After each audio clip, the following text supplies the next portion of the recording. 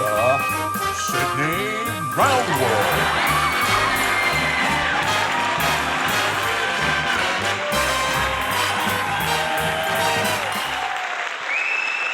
Hello, good evening, and welcome to this, the TooFatLardies Oddcast.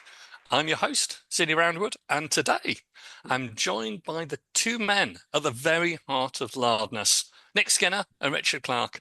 Gentlemen, welcome to the studio. It's been a while. How have you both been? I've been older. I mean, it's been that long. I think I've actually aged significantly, more grey hairs and all that. But you've been a busy man and a hard man to nail down, Sid. Well, Holiday well, pictures and all that. yeah, International. international travel, a bit of holiday, Mm. but now I'm back in what was yesterday sunny Hertfordshire, but today it's bucketing it down, Nick. But you seem to be in a tropical island. Yeah, I'm on top of the world, Sid. I am back in the UK, but over here in Northwest Hearts, this is what the weather's like all the time. I have been traveling. I've been to Santiago de Compostela in Spain and also to Vigo. Now Vigo is quite. I didn't really think there's a lot to look at in Vigo, but there's an old castle on top of the hill there, and they're not great fans of Francis Drake. I was going to say Charlie Drake. Then they probably don't like him much either, but they're not big fans of Francis Drake out there, to be sure. But really interesting city to walk around. You'd love it, Sid. Some of the bars, good food, always good food when you go away, isn't it? Now, which one's this? Is this Vigo or Santiago or both of them? Both. Well, both really. Yeah. Okay. So Santiago is a really nice wander around kind of place. You know, people do the Camino, whatever it is, the walk there, don't they? The Camino de Yeah, Santiago. yeah. I I'd love did to the go. last 10 yards of that. Yeah, I've Yeah, been it's to good, really good. been, And the place, fantastic wedding. Went to a Galician wedding, and oh, the energy and passion was absolutely fantastic. The singing and it was so culturally rich, mate. I felt that I had a real good injection. It lifted my mojo a bit, which is great. How many well, pints welcome of over. cultural richness did you have? I had a few pints of cultural richness. I thought you might have done. Well, welcome Yeah, everyone you've got to indulge. welcome everyone to Saturday Kitchen, combined with holiday. Next, we'll be doing a rack of lamb and discussing some fine chablis to go with it. But Mm. anyway, less of that Mm. nonsense. What have you actually been doing on the hobby side? I keep seeing so many different things coming from you guys on the Patreon, but you are the experts, so go ahead and tell everyone. Well, we've been busy. I mean, Wow. we've got a lot lining up in terms of new products. I mean, I've got this Chronicles of Midgard. So basically, a campaign supplement, campaigns and scenarios for Midgard, which is great. I've got this North African campaign and scenarios for O Group, which I'm working on both of those. I'm working on At the Sharp End, incorporating Big Chain of Command, plus some other stuff. I'm working on a pint-sized campaign for Burma 1945, but we've got to get At the Sharp End out first. And Nick's beavering away on the Arnhem handbook, aren't you, Nick? Well, Arnhem, it's interesting because some of the things that are in Arnhem, we're working alongside each other, and some of the Arnhem stuff is going into the at the sharp end and big cocks kind of thing. So kind of chipping bits off here and working them together. So yeah, working on the Arnhem supplement, bring it in line with the other supplements that are out there, so more Mm, consistency in its content. And mm, I am really looking forward to getting that out, as you know, because it's been around for a long time in different shapes and form, and we've been doing loads on Patreon. We haven't had an oddcast actually since we launched the Patreon a couple of months ago. mm. And that's been brilliant for Mojo. We've done loads of content for that, 40, 50 sort of things over the last couple of months. And it's been really good to do that. We're going to talk about that, I'm sure, in a bit. Sure, you'll ask us about that, won't you, Sid? I'm certainly going to be asking you about that. But before we kick off with all these different sort of things, one point we need to address. Since we met, you had a health scare, Richard. Um, Oh, you're yeah. looking very well, mate. You're looking very well. But can you tell us what happened there? Yeah, I was due to go to Crete actually. I was completely exhausted having got chain of command out. It's been a busy, busy period of time. And I was due to fly out to Crete, and it was the day before, and I'd had a chest infection for a few weeks, and they'd put me on antibiotics. So I phoned the doctor and said, "Can I have some more antibiotics?" And the receptionist said, "You'll have to speak to the doctor." So I spoke. The doctor then rang and said, "I need you to come in and see me." And she said, "We think you've got lung cancer, and I advise you not to travel. If you do travel, you'll be doing so against my advice. Your insurance will be invalid." Blah blah. And she really laid it on the line. And she said, "We've got to get you in for a scan." So 2 days later, there I was in the torpedo tube, about to be fired into the North Sea. But I haven't got lung cancer at all. So, and I just had a bad chest infection with water on my lung, which appears I've got an appointment. I've got an appointment with a specialist, and I got it through. I thought, oh, the 28th. That's next week, isn't it? Then I realised it was the 28th of November. So I thought, oh, anyway, I've got better on my own, without any That's interference. the plan. Yeah, I've been doing a bit of laying on of lager, and that sort of helped. But yeah, so all that malarkey, but I didn't get to go on holiday, which was we checked in and everything. Yeah. We checked in with the hire car, the whole lot, and so we're trying to see if we can get any money back on the holiday insurance, but it's just completely ruined our summer holiday plans. So I'm a bit miffed about that, but at least I'm not dead, which is kind of a plus. Preferable to the alternative, as we like to say. Yeah. So that's all. It was all a bit of a scare, but I was really quite unwell, and I wasn't actually. I was a bit worried about going on holiday because I was really, really feeling sick. But I was not going to say Mm. anything and just go and do it for the wife because I knew she really wanted a holiday. But there we But are. Didn't happen. illness is one of those horrible sort of things that when it's serious illness, it just makes so many different things just so problematic. So we are very glad to see you looking so well, and the health scare doesn't seem to have in any way stopped the rollout of various projects which you've got. I mean, there's some fantastic things coming through. You mentioned the campaign supplement for Midgard, but I mean, that's not the only thing, is it? I mean, lots of content. The doctor told me that she wanted to sign me off work for 2 months so that I could recover fully and relax. And I thought, you cretin. Have you any idea how that works with people who run their own business? I mean, I didn't say Yeah, it's cretin. She bonkers. she was a very, very nice woman, to be fair, and she was very, very helpful. And she really made things happen. But you just think, oh, for God's sake. So no, you just got to get on with it, haven't you? Really, 100-hour week, straight back in there. But oh well, c'est la vie, as I think it was Well, Bewitched. you say she's got your best interests at heart, Rich, but so far she's created additional stress. She's cancelled your holiday. She's cost you thousands of pounds, and she's misdiagnosed with having lung cancer. Are you sure you went to the doctors and not to the butchers? Well, all I can say is she was a very nice lady with perfectly good manners, and I judge people on that Oh, basis rather than what errors they that's all right then. make. Yeah, absolutely. Very well mannered lady. I liked her. That's good. That's good. Well, manners go a long way, but do manners help you with things like the pint-sized campaign for Burma 1945 or at the sharp end? Tell No, us about those things.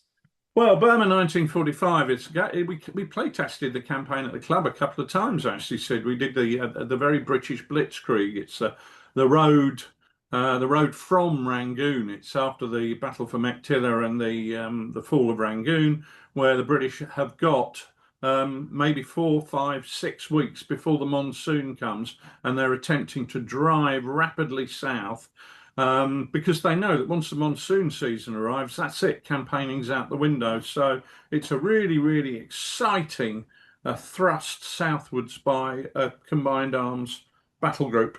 So yeah, really looking forward to getting that one out. It was great fun to campaign, and the nice thing about it is it's set in the Burmese plains, so you don't need loads of jungle. In fact, you barely need any. But yeah, interesting one. So that'll be good. Of course, what we've got to do is get at the sharp end out first because all the new campaign rules will be in that. So that's what we're doing there. Fantastic. And Nick, any news on Arnhem? Well, as I said, it's coming. I'm saying this for the last 3 years. It's coming.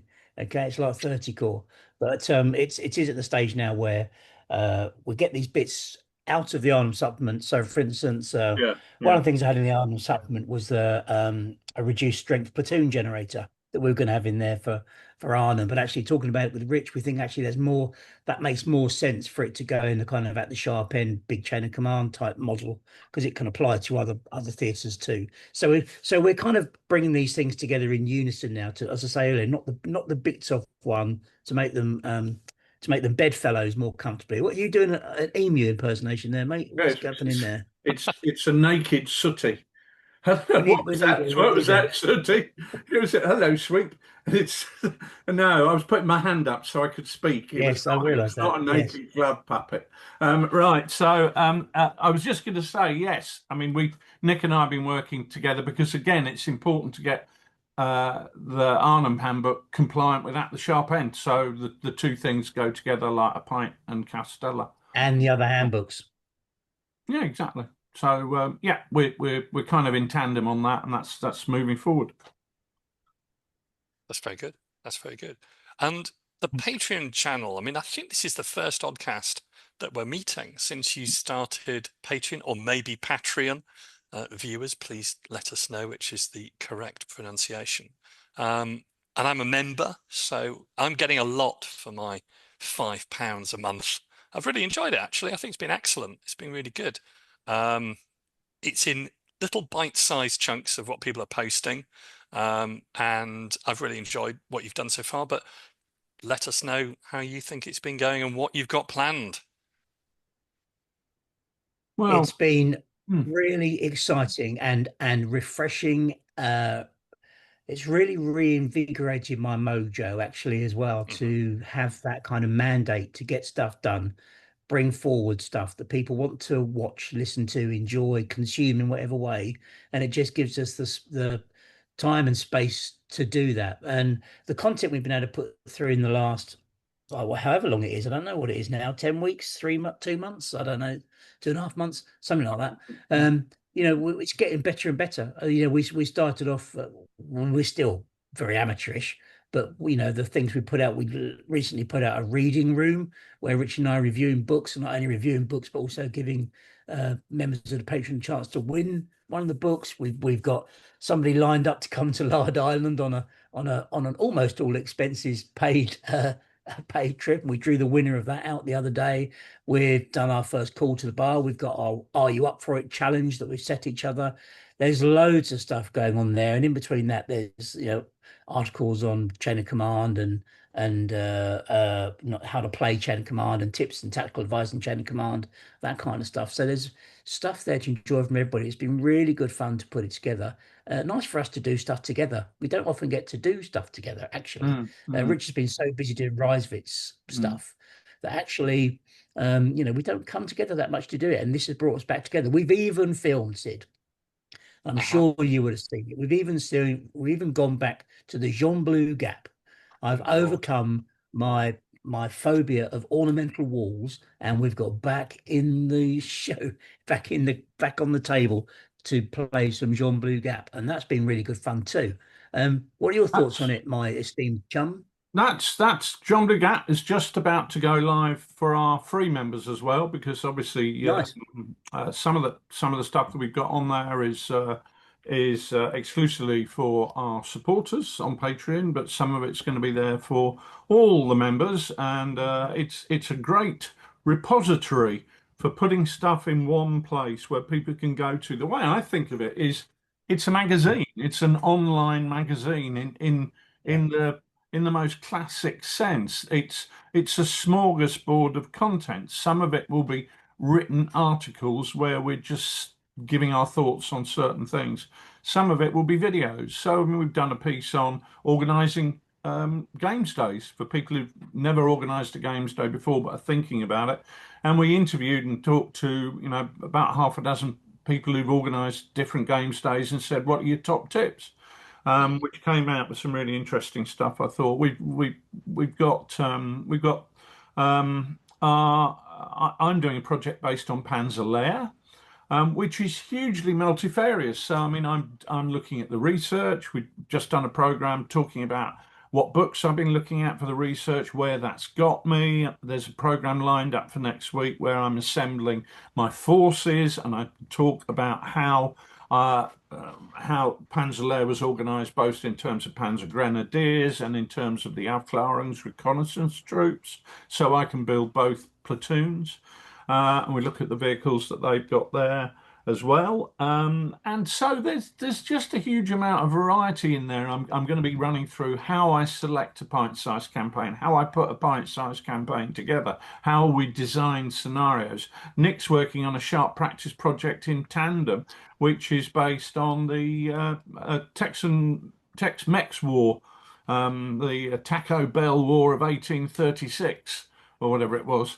Well, And the Texas Revolution is I was told by Nick Futter, who's the most knowledgeable guy I know on these things, is the all correct right, title for it. fine. So Well, I've been calling it that now lately since I've been educated by Nick.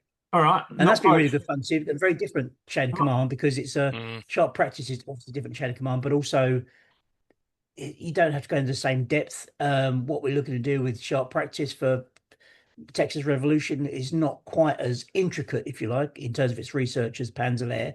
So I've got to the stage where I've got some figures on the painting table. We're going to go into the workshop. I know I've got some stuff to show you, and that's going to come through quite quickly. And it's interesting to see a difference between what Rich is doing with chain of command and what how sharp practice can be a kind of kind of different level of interaction. So Rich is really deep in history, whereas I'm quite deep into the models and the figures, which is just interesting how it unfolds like that sometimes. Hmm. Very nice balance between the two. Yeah, that's excellent. Those are really good, nice varied projects. I did notice that on a number of these different projects, these are kind of supplements to existing rule sets. They're not new rule set projects which you've been working on. Is there anything behind that direction, or am I just stabbing in the dark? I think it's important to reflect on the fact that um, the, the the hobby has a tendency to want new and shiny, and consequently, there's an awful lot of rule sets that get produced that don't really get enough support, and that then affects the lifespan of that rule set. It's difficult to achieve longevity if all you're trying to do as a company is to keep churning out new rule sets. And we've been somewhat guilty of that because of the COVID backlog, and it's meant that the last 2 years we've been producing a rule set, I don't know, every 6 months, something like that. Mm. What a Cowboy and Midgard, Chain of Command 2, General Dame 2. And I just think I don't want to do that. And it isn't good for the rule sets because when you produce a new rule set, you deflect attention from the last one that you did.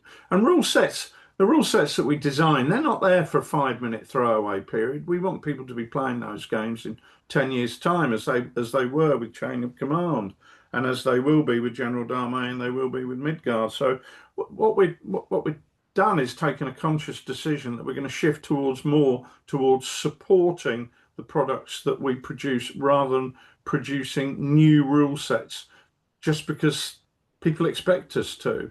I mean, to be fair, we've never done that, but I want to take more of a bigger gap between new rule sets and focus more on supporting the rules that were there that I are think there and that exist. So you can see an awful lot of what we're talking about there is stuff that supports existing rule sets. And that I think will go a long way towards keeping people playing those rule sets and keeping those rule sets exciting and new and challenging and all the things that we like about new and shiny. But it's not the rule set that's new and shiny, it's the material that supports it. And I think that's really important. It's certainly important to me. longevity with the rule set is something which is really important. If you're asking people to pay a significant amount of money as an outlay to a rule set, giving them value in respect to that is important. I It was should. listening to a really excellent podcast yesterday, and I'm going to give them a shout out, although I've forgotten their name, but I'll be able to find it. It's called Tales and Tactics. And the guys who run that, I think they're Canadian. Um, the guys who run that did a program a couple of shows ago talking about um, Chain of Command. They did a review of Chain of Command, which was really interesting to listen to. You sometimes wonder if people get it. You know, when you when you look at some of the comments online and people go, "Well, I don't see any point in the patrol phase," or I don't see how can I teleport onto that deployment point, and it gets slightly frustrating that you think, hold on a minute, surely you can understand that you don't have to begin again lining your whole force up on the edge of the table. There can be other ways to do this. But those guys were really good because they got it. They just understood what I was trying to do. And it gave me a bit of a fillip, if you like, a bit of a shot in the arm, because I thought it's really good to hear that, you know, these people are understanding what they're doing. And they went on to then do their latest show, which was about when you produce a second edition of a set of rules. I mentioned Chain of Command, but it was only in passing. They mentioned an awful lot of rule sets. And one of the things they were saying was, so often with many of the large systems that are out there, you know, you can invest a lot of time and effort into creating a force for a set of rules, only to see that force blown out of the water because there's new codexes that make what you've done not relevant anymore, not an attractive force anymore. And they did quote Chain of Command and say the nice thing about this Canadian force that this guy was building for Chain of Command, he said, I know that I've got 10 years playing this before they even consider putting out the third edition. Well, you've got some hope of a third edition, to be honest, but I'll be dead by then. The posthumous edition. Yeah, the posthumous, the posthumous years. That'd be a great. You have to ask your questions in advance because you won't get an answer afterwards. Yeah, exactly. So, but yeah, and I thought actually that's a really valid point. If you keep chopping and changing your game so often that your players feel that everything there that it's not worth investing the time and effort into creating forces for that army. And they were saying, and I don't know, they operate in they're much broader than just wargamers. They do role playing and things like that. And they were saying that there are movements out there saying, you know, don't destroy that game. Let us keep playing the game as it exists before you chop and change it. And I thought that was with historicals in particular, when you're playing a historical game, I can see that with other kind of role play games that actually you can change the mechanisms and you can totally change the game. But if you totally changed a World War II game and totally, you know, let's use the word of some of the hobby. Let's use the word factions. Yeah, if your Canadian faction is very different in one set of rules than it is to the other, then there's something basically wrong about the history. If you've got a good set of rules that models the history well, the Canadians are going to be well modeled, well structured, and adapting the rules around them isn't really going to change the quality or impact or tactical ability of that formation. It's the history is at the heart of it. If you get the history right, then you're only going to change mechanisms around the edges that add the nuance and add the depth. And what I think, Rich, you've done with Chain of Command really nicely, and I think we're seeing this now in the feedback from people that are taking the time to play it and have a go with some of the new aspects of it, is that those nuances allow you to go a bit deeper. So, you know, we talk about the what do you call it, the rapid deployment, the assault deployment. assault deployment. That's it. Assault deployment, for instance, you know, and people's learning curve about how they use that in the game is also a historical use of the learning curve as well. So Yeah, they go yeah. together, right? But hold on, there are games out there that focus on World War II that actually completely restructure the type of force that you might want to have. So that you might be, let's say, let's imagine this. Let's imagine that Chain of Command 1 was a platoon of infantry, was your core force. What happened if I'd said Chain of Command 2 isn't going to be that? It's going to be use completely different force structures. So you have to have two of these and two of those and three of these and five of those, a completely different structure. In that case, you can't just go, oh, well, it hasn't changed. It hasn't fundamentally changed the game, because what's changing is not the historical force. What's changing is the rules, because the rules are changing it to, I mean, God forbid, who knows what motivation I could have in that situation. Maybe I did it because I want to sell more figures, not that I sell figures, so that's why I didn't do it. Yeah, I think there's a number of threads there, just sort of pulling them together before we move on. I do think there's some companies who clearly identify, and let's be honest, it's big PLCs like Games Workshop. Their longevity is by reference to selling models and evolving their different models and products which are available. There's nothing wrong with that, but No, you go online and you'll see people complaining about it. I do think there is, not to repeat what the guys on the Canadian podcast were saying, there's obviously a role for second and third editions of rules where the rules have evolved over a period of time. I do also think that you can come to different periods of history and look at it in a fresh, different way. Interesting you mentioned about Texan Iliad. That was something that I got recommended to at OML. So I haven't read that, but I have been reading about other things in West Texas with the Comanche, and I talked with you about this, Nick. Some Yeah, really, really interesting. interesting work which has been done recently on the Texas Rangers and how they fought and why they were really effective, and adding that into a second edition of a set of rules in a sort of a force organization chart for a scenario. That's obviously something which I would say is very legitimate, but it doesn't mean that you've got to rewrite the rules to be a completely different scale. I mean, if the rules are correctly written to start with, they should be able to have the flexibility to adapt to that new research and that new information, which is part of the fun. yeah. We should move on because I hear sounds emitting from the workshop. I've moved a little early from my previous seat to a different Mm. part of the Lard Island complex, Roundwood Towers. So we should move to the workshop and see what we've been doing since we met last.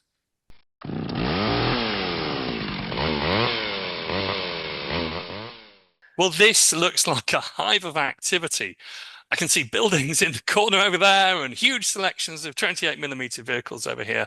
Lots of figures being freshly stuck down, ready to be painted. Never seen it so busy. Nick, what on earth are you up to? This. Now I'm going to show that I've got to look. There is. Who's that on that horse? Do you think? Is it Stevie Wonder? No, Paul that's Revere. that's No. Sam Houston, mate. Oh, Right.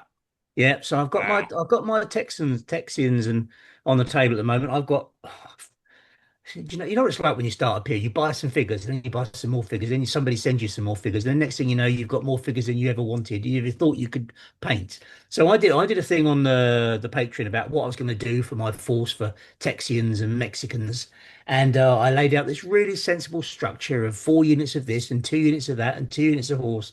And then I went to the shops and bought all the stuff, and I suddenly found that I've got 3 times what I actually need to have. And then you think, well, actually, I've got to paint all this now. But I've had real good fun putting these together. The what I love about sharp practice is somebody use this as a deployment point, right? To go, you know, I don't know what that is, 75mm round base probably with a. I've got a. It's not finished yet, by the way. It's work in progress. It's just about done, but I need to do the terrain the ground, the grass and the tufts and that kind of stuff. So what's really nice, I love the deployment points. I love doing those little vignettes that go with it. I love the command figures. Um, I've been putting together, so I'm going to use these for my casualty markers. You know the MDF, so it's an MDF Oh, the counter. dial. Yeah, yeah, The yeah. Four dial has got places, the mate. turn, so it shows how many points of shock you've got. So I'm doing those for this as well because you can get casualty figures and they work really nicely. So I'm really pleased with what's coming out and the way that the figures coming together. I've been buying I've got a load of Boot Hill miniatures as well from before Nick sold the business to the States. I've been getting some more from Artisan, do a small range as well, and I've also been poking around with the Silver Bayonet range. If you look in the Silver Bayonet range, which is a North Star thing, there are great figures in there for sharp practice. Got lots of little caricature figures like dismounted cavalrymen, border guards, fat priests, and that sort of thing.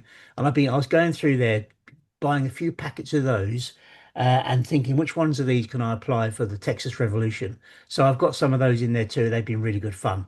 So I've got a load on the painting table downstairs at the moment, which are just being based up. That's been really good fun to do with the figures. I did a Spanish villa. I've got an old Spanish villa that was Grand Manor, and I've had it for years, and it was just in a box in the garage, same as everything else. And I thought, I wonder if I can get away with it for the Alamo So I've painted it up, and it's actually gone on the Patreon channel last night, actually, as we're recording this. Kind of taking it from start to finish in terms of, painting it, undercoating it, weathering it, all that kind of stuff. And I'm really pleased what I've got at the end of it. I mean, Grand Manor buildings are lovely. I have to say, they're pieces of resin. This particular one's no longer available, I don't think. It's resin, it's heavy, it's brittle, it's not as crisp as a 3D print, and it's certainly more expensive than a pre-3D print. So I think it's, as a terrain item, beautiful though they are, they probably had their day. But it looks really nice, and I'm glad I've done it. Glad I've finished it. And I was thinking it was going to be a building that I could use for Mexican sharp practice. But Nick Futter keeps telling me that no, it doesn't look anything like the kind of building that's in that part of Texas. You can't use it. It might be good if you're playing Zorro, but not really any good for the Alamo. Mm. So I guess it's gonna. I might just ignore completely what he says and put it on the table anyway, because I can do that. But it might just be that it's used for sharp practice. So I've got lots of stuff for that. And also, Sid, I received through the post today a big box. Look, big box. So big, I put it in front of me. You completely Can't disappear. see you now. Yeah. But it's got, I know exactly. But it's got, as well as these bloody things in it, these packing what's its that Yeah. Paul Edwards sticks in. It's a big box of stuff from Paul Edwards. And I've got some haystacks in a bag. I've got Wow. some bell tents. That's just the base of the bell tent. Some carts. I've got some. Tell you what I've got. I've got some. You know when they put muskets in a stack of three, a Little pile of musket three, stand. Yeah. musket stand. Got a load of those. That's fun, Something because I else in here remember as trying to well. make those just with muskets and trying to glue them all together with super glue, and they Look, usually fall over before the super glue dries. It's I've very got some useful. ladders and some barrels and some Right. boxes. It I doesn't asked him to work with your stack them. background on. I know it doesn't work with the background, but I can see it from my side, and I can Put it tell you that it against looks your pretty good chest and it will show us it. against my chest. Yeah. There we are. Oh, well, now we Yeah, can't see it against my because it's too chest. far Yeah. away. If I hold it closer, Yeah, it gets my chest. perfect. Nearly. Nice big bag of goodies, ladders in there as well, Right. which is great. So I'm doing this also in conjunction with Aid. Aid Deacon's building. He actually is building the Alamo Yes. because he Yeah. wants to play the Alamo, which is the world's fastest battle. It's over in about 30 seconds. When the Mexicans say go, and the Americans it was all over pretty quick. Um, but he wants to fight that, so we're going to refight that at some point. So I've got a real big bag of goodies from Paul to work through after we finish this.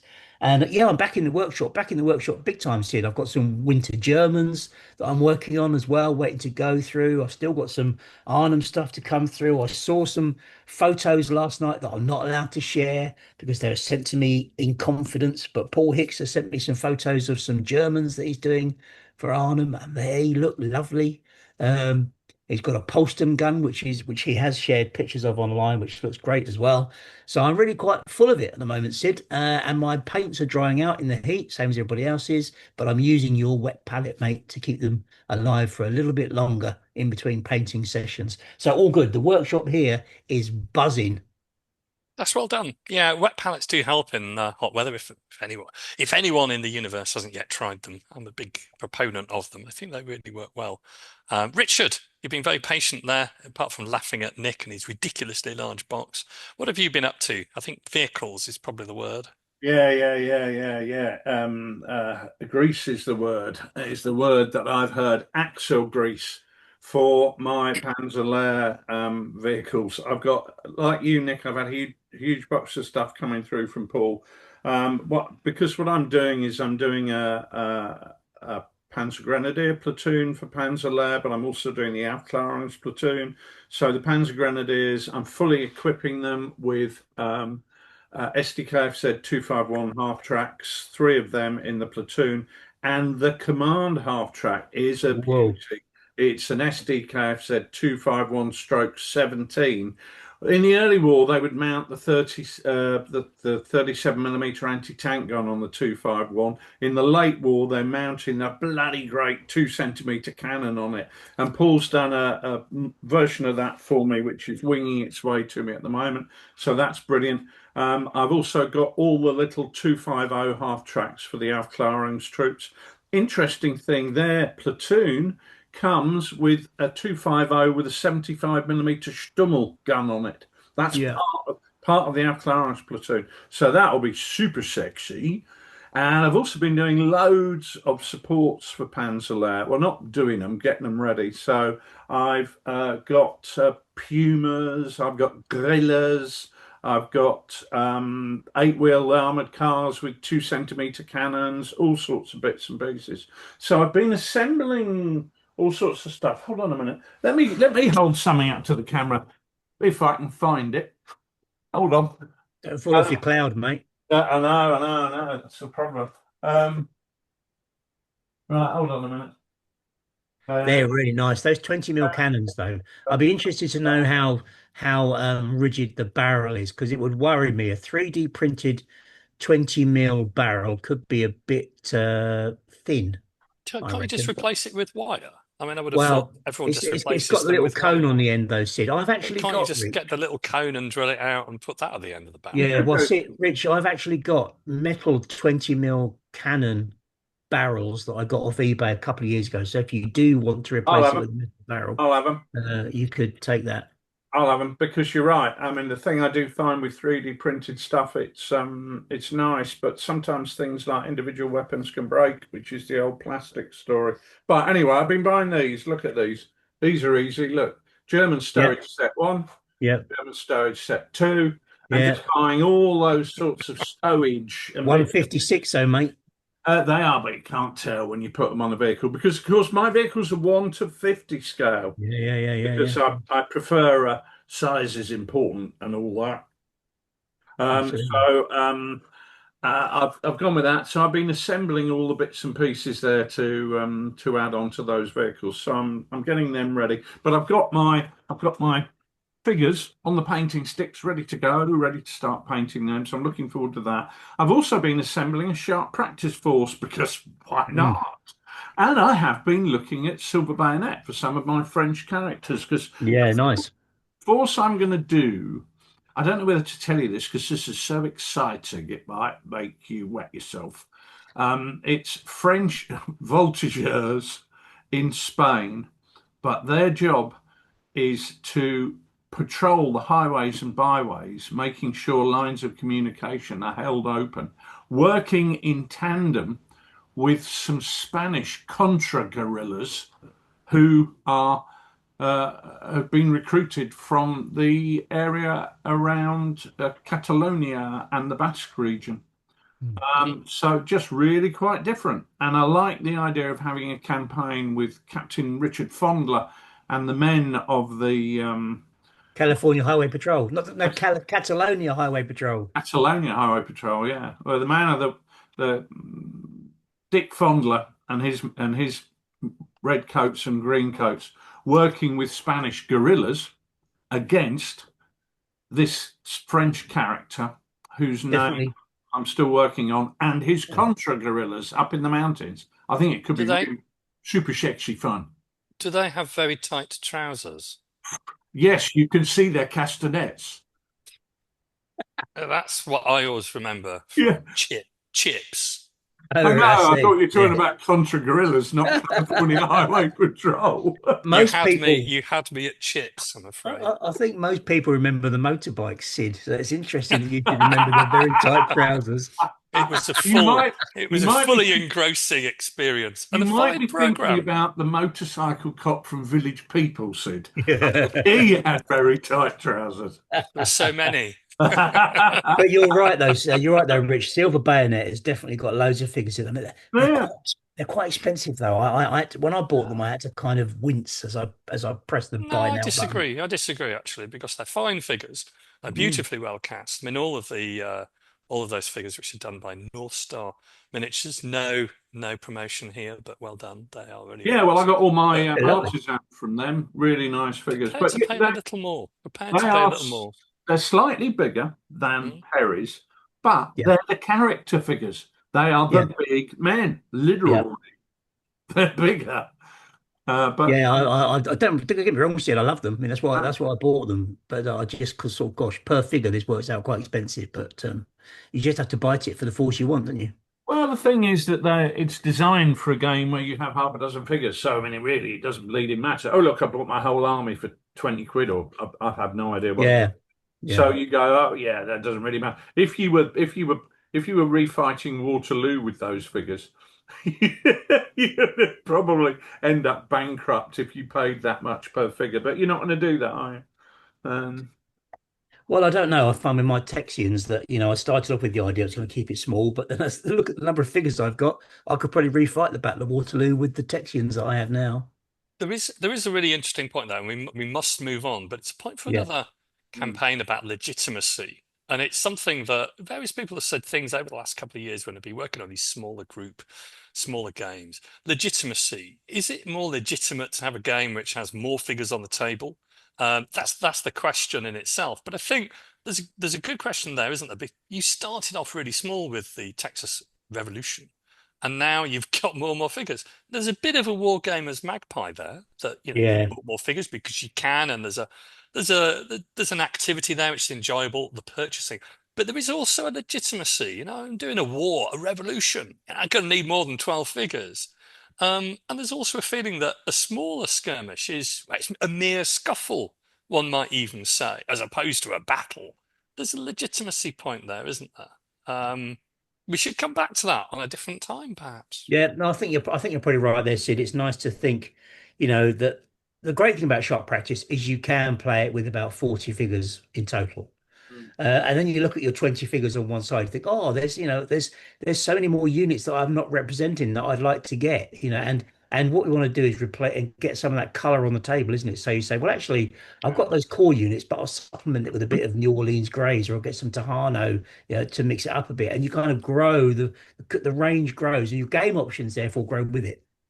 That's very true, and you find that with wars like that down on the border there, that you get the same thing with the US-Mexican War because you get all these volunteer units, and you get all the state militia units in Mexico, and there's so much color and vibrancy, and you want to do them all, don't you? Of course, you want to do them all. I found the same thing with Maximilian as well, but I also find it with the American War of Independence when I put my force together. One week I want to fight with Continentals, and the next week, maybe I want to fight with Minutemen, or maybe I want to fight with not with British regulars, but with provincial colonial troops. And that's part of the fun of it, isn't it? It's part of the fun. Definitely, definitely, definitely. Well, we should 100%. move on because we've had a lot of fun at talking about the workshop. Did we have very quickly a best bit on the bench between both of you? Oh, that's a really good question, Nick. Ooh. I would. Am I allowed to say a range, Sid? Briefly. Because I've fallen in love with the Boot Hill range again. They're so iconic for the Texas Revolution. The castings are really, really crisp. The animations, I've been doing these other figures alongside them. They still stand out. I mean, they are excellent, and I'm really looking forward to getting. I'm hoping to do a really good job on this collection and make it look lovely. And if I do, it'll be because those figures at the heart of it have got the character that you want for that period. So I'm going to put them forward. Very good. Richard? Okay, paints. Oh, And bugger you. That's a good call. I am gradually shifting my paint collection towards AK, and it's been happening, but I haven't realized it. They do some lovely little box sets. This is their 3G, third generation acrylics, whatever that means. But this is a pot of three: Dunkelgelb, Olivegrün, and Rot Brown. So it's the German classic three-color camouflage scheme, late war, which I'm going to be using on Panzer. And I just really, really love their paints. The pigment in them is beautiful. And I bought this, which I haven't used yet. It's the AK acrylic thinner, which I'm going to use to run it through an airbrush. But I have to say, if you haven't tried AK paints, I tried it based on a recommendation on this very show when Nick recommended the P dot set from AK. I think it was here. Yeah, yeah, yeah, yeah. And while we were recording it, I bought it and I got it in, and I painted I needed to paint a platoon of SS Panzer Grenadiers for Normandy, and I did it. And what a joy to use they are as paints. They are so pigment rich. They are beautiful. So I've got to give a shout out to AK. Good call, that mate. Mm. Very good. Well, out of the two of them, do we have a winner? Possibly the AK, but Ben Boot Hill, they're lovely figures. So Do I, we I need think, do we need a well, winner? Can't it be you don't like need a winner. modern primary schools where everybody wins? Everyone wins. yeah, Everyone's a they're, winner. they're they're Everyone in gets a different space, prize. aren't they? Yeah, fantastic. Well, that AK is very covers good. everything. Both winners, both in a great place. Good recommendations. Well, we're a bit late on timing, but let's quickly nip back through the rain to the studio where we have a very big issue to discuss. Sydney Roundwood. He's got red trousers. Sydney Roundwood, Sofa of Sincerity. And we're back. Welcome, everyone.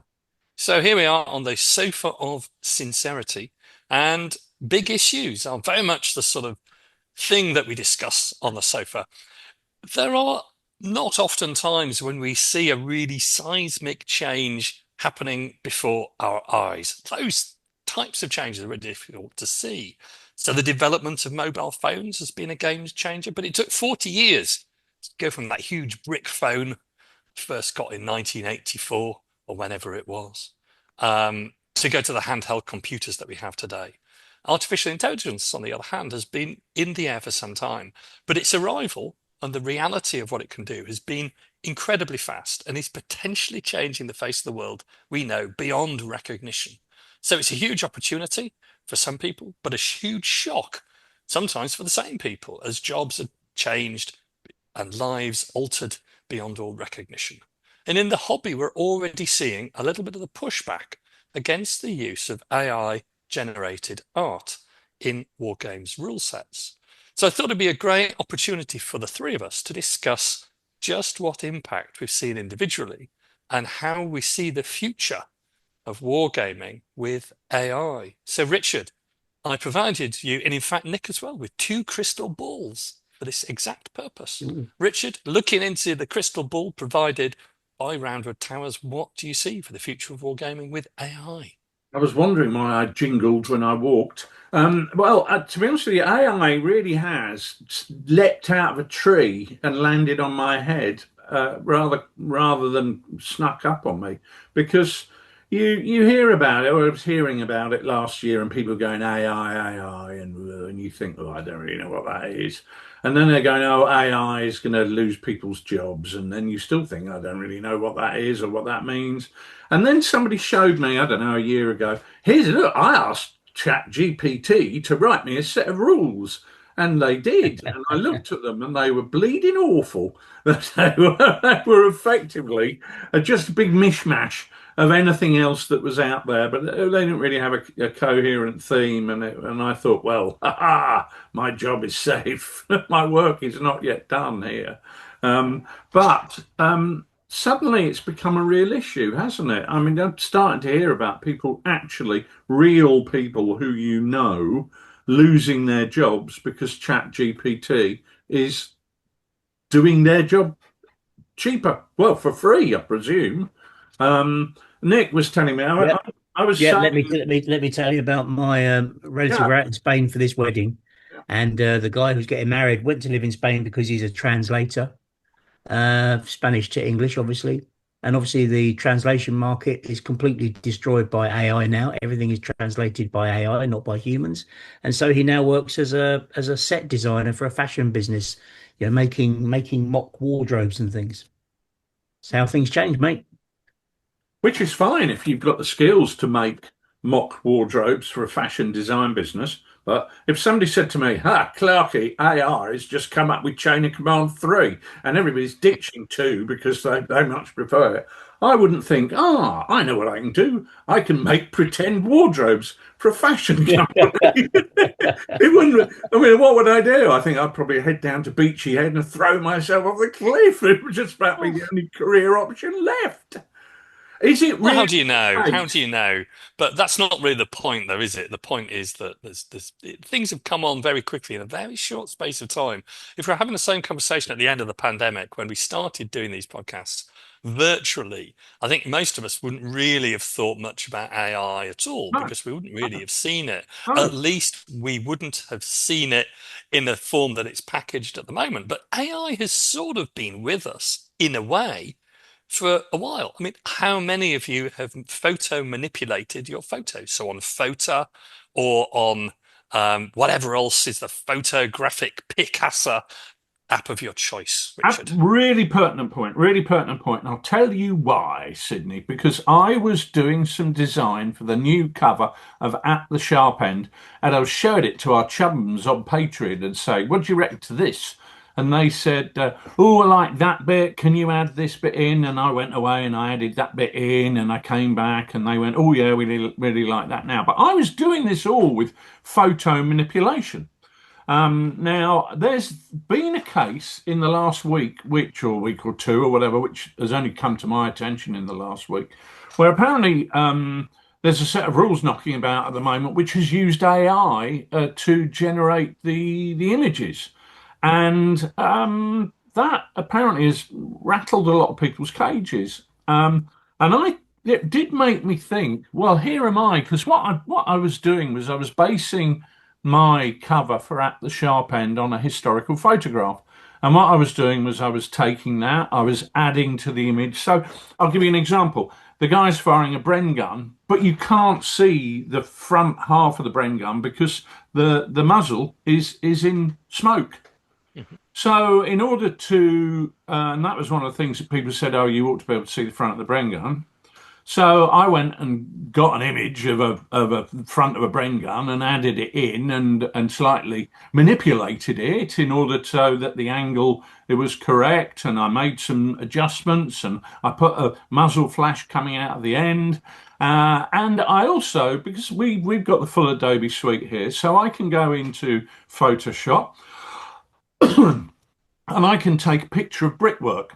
And this is one of the things I did here. I took a photograph of brickwork and I put it through the they call them what do I call them, Nick, where you go into AI generator. no, not AI generator. You go into filters. You go into Oh filters, yeah. and you can choose to run it by maybe one of 20 filters. So, do you want it to look like it's been drawn in chalks? Do you want to make it look like it's watercolor? Do you want to make it look like it's done in neon lights? Do you want to make it look like it's done in bubble wrap? Do you want to? And then you can thicken the stroke, reduce the stroke. You can reduce the amount of color. You can manipulate the image. So I was doing that, and I'm thinking, blimey.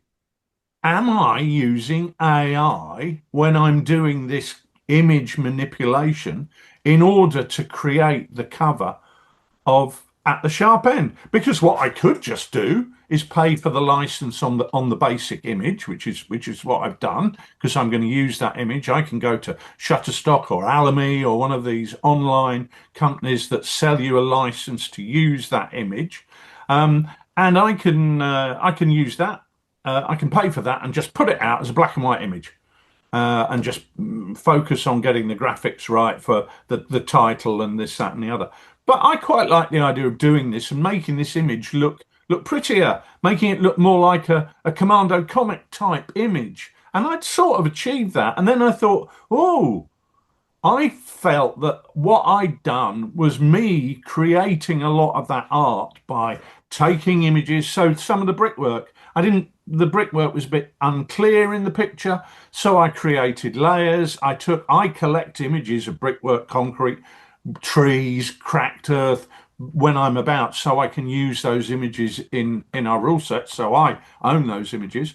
But you wouldn't just use that image. What you do is you incorporate it in another image. So imagine I took a photograph of the sky because I thought that's an attractive sunset. I could then Photoshop that into an image with a load of toy soldiers in it, so it looks like a more attractive photograph. It's not unusual. Most war games rules have that type of thing in it. But I'm wondering now, is that artificial intelligence? Are people gonna say I'm not buying those rules because Clarkey's used AI, even though Clarkey did it unknowingly? I doubt that's the case, mainly because people have used those sorts of tools for some time, Hmm. but they've done them themselves. So great friend of the show, Henry Hyde. I'd not invite you down, Henry, to my house to help me manipulate my photos, which sounds somewhat untoward, but it's perfectly legitimate to do it yourself, and nobody's job's been lost. Then it's at the other end of the scale, and there are different departure points between. But at the other end of the scale, it's somebody who's producing a set of rules, which is completely a reference to AI generated art. So they don't recruit somebody who's a graphic designer like Henry or Johnny Hodson, something like that. But that dichotomy, that difference, doesn't tell the full picture, because if you're Games Workshop and you've got amazing, fantastic graphic designers and artists, and have had for 40 years in supporting that industry, you're not going to want just to use AI, because part of your trademark and your leitmotif is the amazing artists that you employ, who then go on to work at Riot Games or wherever it is in LA. But if you're a one-man band or one-woman band, Annie, and what are you going to do to get started? Especially, you're not necessarily going to be knocking at Henry or Johnny's door, because they'll charge a fee, and there are other alternatives, Richard, Nick. Because that is something that made me think. Now, I'll give you an example. When we published Infamy, when we published O Group, we commissioned the artwork on O Group. That was my conceptual design, and the artist went away and painted it in oils. We never owned the artwork. He painted it, and we had the license to use it. He was able to go and sell that to some unsuspecting person. I don't know. But that cost us, I can't remember the exact figure, but it was more than 3,000, and it was less than £5,000. And that's a big lump of money for a small business to invest in the cover of a rule set. So you can see why people might think, oh, it's so much easier to say to AI, draw me a picture of a... Nick's had some fun knocking out some AI pictures just for a bit of fun, saying, draw me this picture of Sydney Roundwood storming a bunker on D-Day, and AI has come back with these ridiculous pictures of Sid doing exactly that, whilst I don't know, having a chamber pot in his head or something, because Nick's told it to put in something a bit different. And they're quite fun, and you can actually think, we could very easily have a picture of Sydney Roundwood storming a bunker on D-Day on the cover of Chain of Command 2, because AI's done it, and it wouldn't cost me anything. So I can see the appeal to a small business of going down that route if they can get AI to produce what they can. Because we've been around for 25 years, but we're not rich. We don't have a huge amount of money, and trying to fund making the rules look as nice as possible is a cost. There is a cost involved. I wonder if people are slightly unrealistic in expecting small businesses to match Games Workshop when it comes to the quality of their artwork. I don't know. I'm just thinking out loud. My view on it is that, you've got to get real with this. People will use the tools available to them, and with the AI content generators being so readily available, so easily accessible, you're going to use it. People are going to use it. People use it in different ways. People can use it to generate pictures of Sydney Roundwood storming a bunker on D-Day, because you can upload a photo and say, recreate this person in the style of a seaside postcard, and they will do that for you. And it's great fun. Look at all the things we had going around, and people have seen it on the social media where people were presented as, what are they, as bubble wrapped, action figures. Action figures. Right. They're going to use this. And of course, is it the thin end of the wedge? Well, yes, it probably is. But actually, there's going to be a lot of bad stuff that comes with it, but the opportunities it gives are also huge as well. It is also interesting about using AI as a gaming partner, because I think that's a really interesting development with AI. And I've certainly done some stuff with AI where I've outlined a scenario situation for them and asked it to make decisions. Imagine you are the platoon leader in this situation. What would you, and you have an aggressive mindset, and your objective is to do this, this, and this, and this is, you have to put lots of detail into it. You have to be really detailed about what you put in, but if you put the detail in, it will give you, if you push it hard enough, it will give you an option to give you a decision that it wants to make. What it would do is this. And then you can say to it, you can even run through a game. I've done this, Rich. You've seen a copy of transcript thing that I did where I got this platoon to attack a farmhouse. And, it said Corporal Jones's section goes forward into the attack. I said, tell me what happens to Corporal Jones's section as it goes into the enemy position. It says one man is wounded, another man. So it kind of creates, it's creating this storyline. Now, of course, it's basing it on what? It's not basing it, what is it basing it on? This is what we don't know. What is it creating that from? Is it creating that from, going across every World War II account of an action there's ever been? No, it isn't. But so what is it building it from? It's not building it on a basis of historical understanding necessarily. It's creating a dynamic that works well with you. So you have to apply the human in the system becomes even more important because the human has to assess what AI produces. We look at AI pictures, we see photos of people with 6 fingers, we see photos of people with 2 heads even, right? In fact, Sid, one of the ones I did of you had 3 arms. It just, I always find an auxiliary arm particularly exactly. useful, So especially in any DIY but I do think tasks. people will use what is available to them, and I think this is going to be really difficult. I think for the artistic community, but people are going to use AI to generate art, and the implications are serious. But it's going to be there.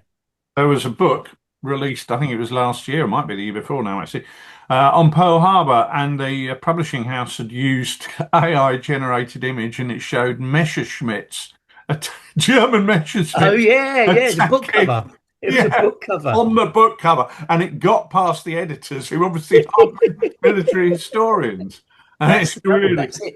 that was funny. But I was having a conversation with somebody at the club on Tuesday night. We were there playing a game, and they suddenly piped up and said, "Did you read that article in XYZ magazine this month? I reckon it was written by AI."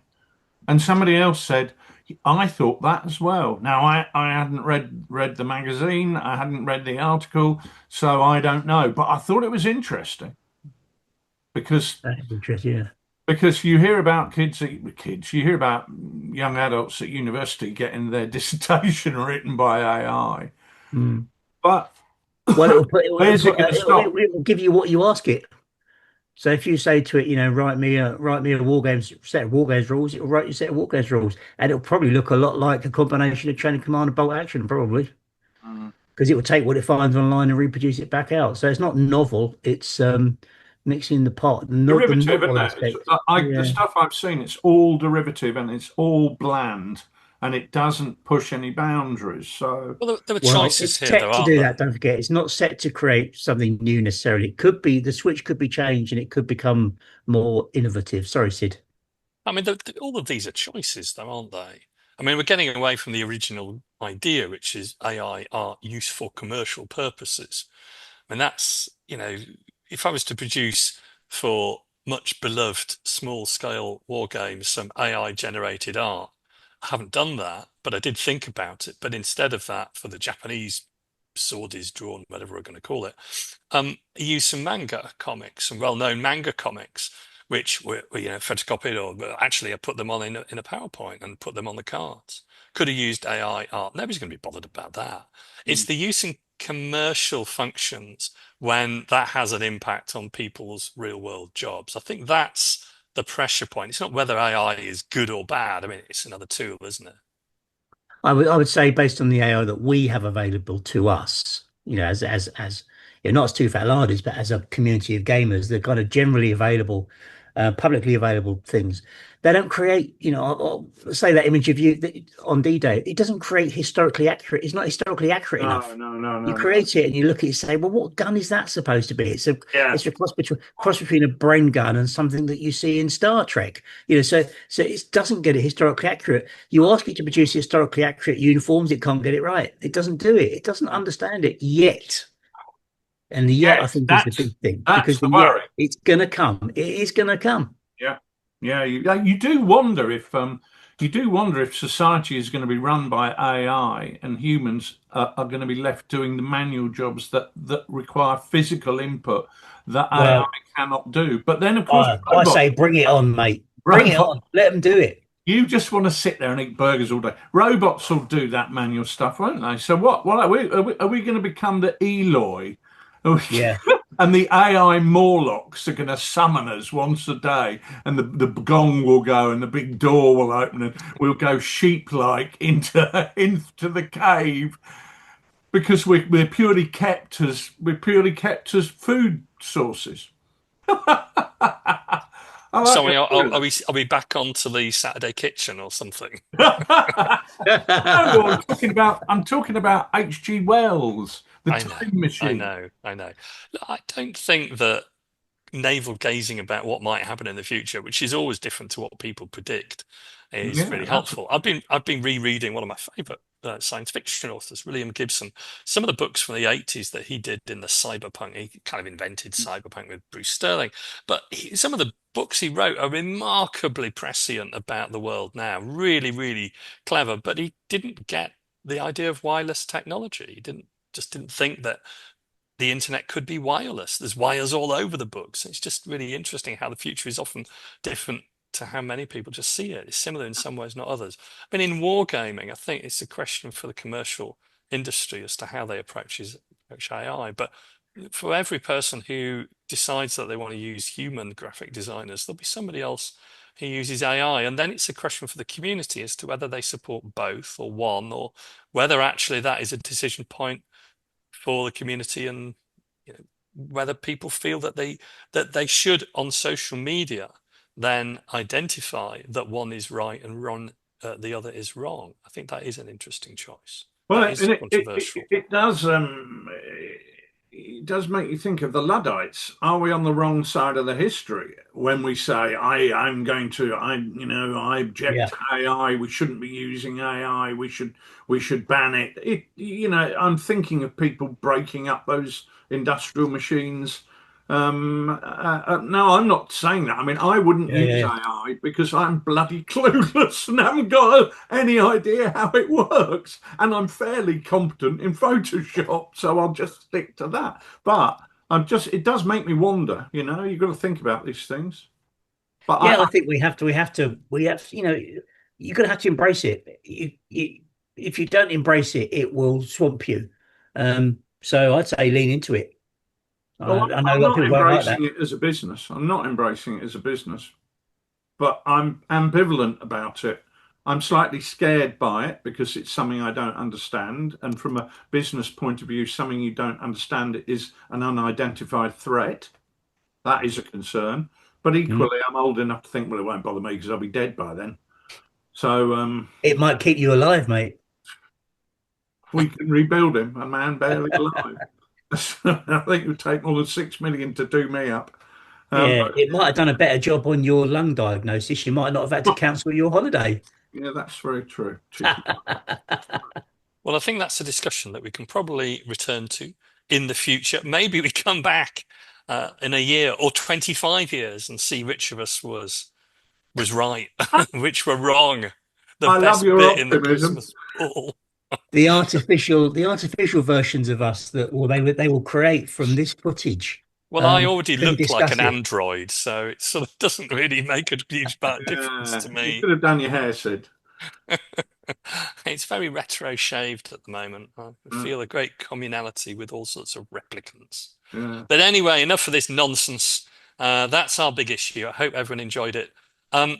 That's also all we have time for tonight. I'm afraid that we've sacked Roger Barraclough and the band and replaced them with our AI band, who I have asked to create a suitable tune to play us out. So it's a good night to all of our listeners, and over to you, AI Roger.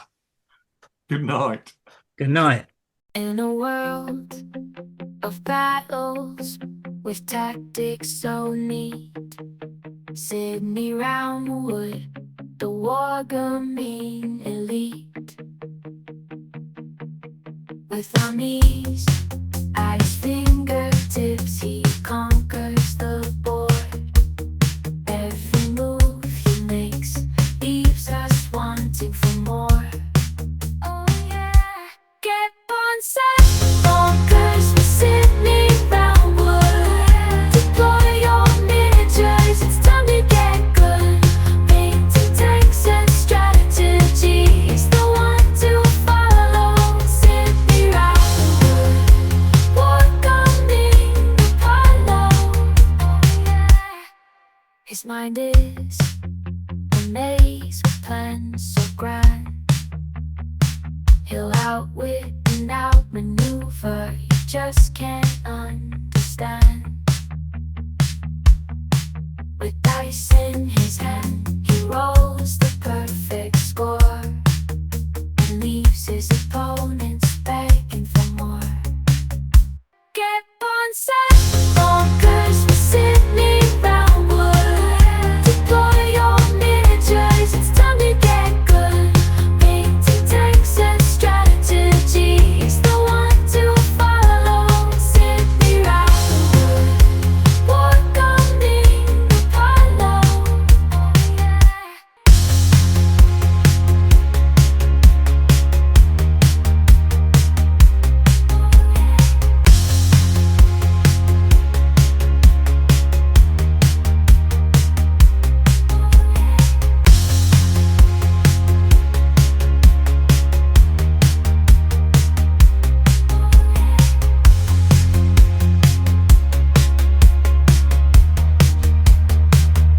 Get on set, bonkers with Sydney Roundwood. Deploy your miniatures, it's time to get good. Painting tanks and strategy, he's the one to follow. Sydney Roundwood, welcoming Apollo. Oh yeah.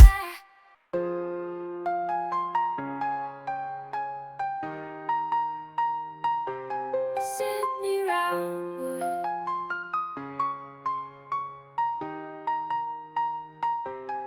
welcoming Apollo.